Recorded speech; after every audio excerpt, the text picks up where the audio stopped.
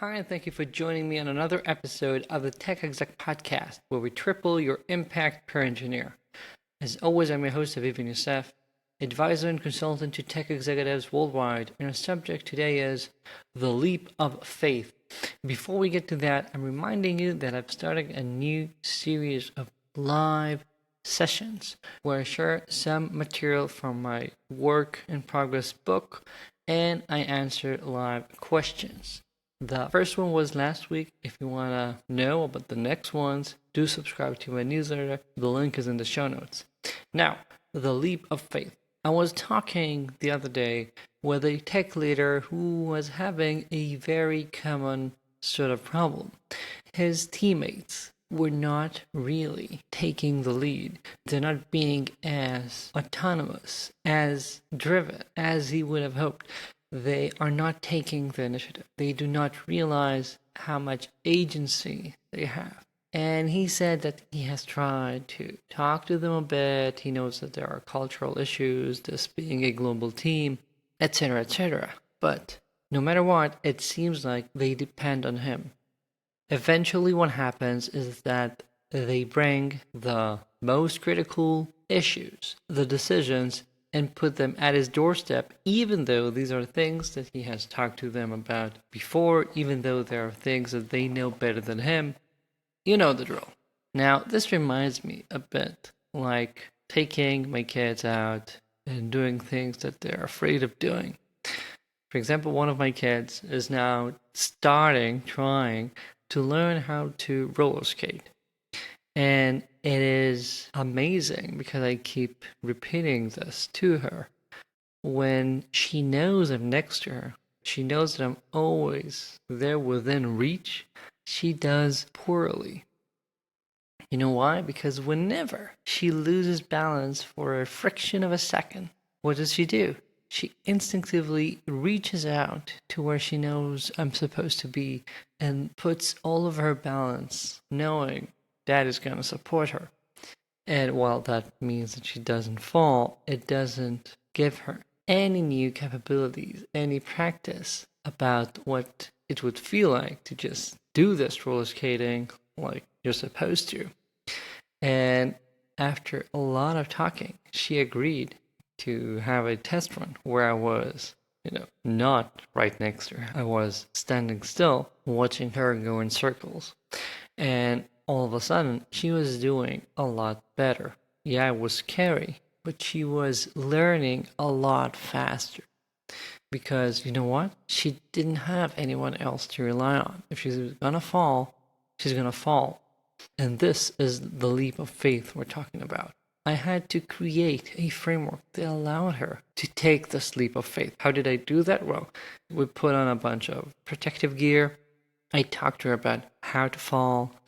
I told her that everyone falls.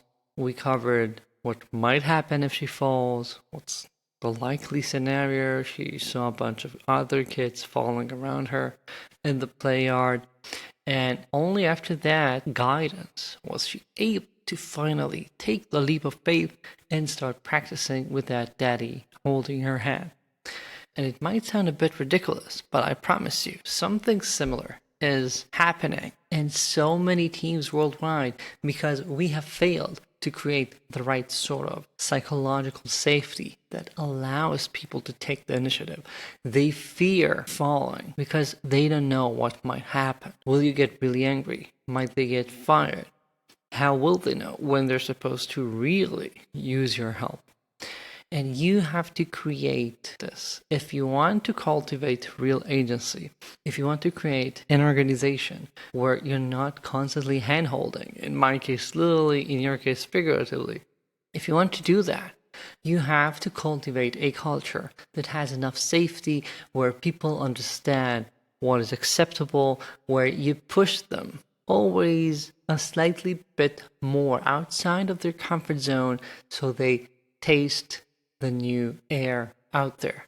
They try new things. They get a sense of what this autonomy really means. They see that the agency you tell them that they have is genuine. It is not just lip service. So when they come up to you with questions, rather than answering them, you give them the right sort of defaults to work with. When they ask you for the hand-holding, you find the right way to make them take the leap of faith and try on their own for a couple of minutes before they ask you to be involved, because many times that will mean you will not need to be involved. Have these discussions one-on-one with the team. When something doesn't go as expected, have a post-mortem about it. Realize what sort of fears are there that you're missing. This is especially important if you have a cross-cultural team, a team that has people from different countries, different backgrounds, different ages, because they might view the work very differently. They might view the dangers, in air quotes, very differently. And you have to talk about it. You have to tailor the message appropriately to the different people in your team. And once you do that, once the team leads, the engineering managers, the leaders in your organization understand that, each one of them is able to achieve a lot more. You can see teams that deliver a lot better. And even if they're gonna fall quite a bit more, they're going to get a lot more practice done. They're going to improve a lot faster. Your organizational speed of change, a concept from my first book, is going to rapidly accelerate. And this is what we want. If we're talking about tripling impact per engineer, remember the very first 3 seconds of every episode of this podcast. That's what you need to do. That's the sort of framework we have to create. And you can do that, I'm sure. So you get after doing that. I'm going to go and have another nice trip to the playground, and I'll see you here next week.